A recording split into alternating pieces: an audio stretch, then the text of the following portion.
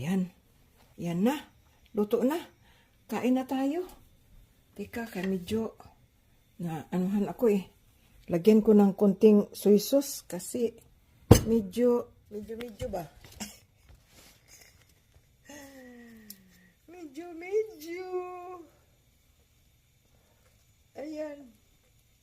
Sarap yung ano eh. Lagyan ng konti. Okay.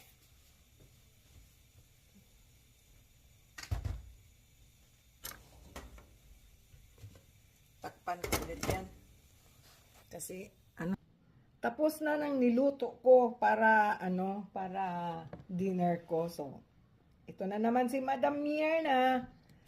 Itong tubig ko. Kasi bawal ang Tapos, ito na yung niluto ko na paksiw. Sarap. At saka ito, banana.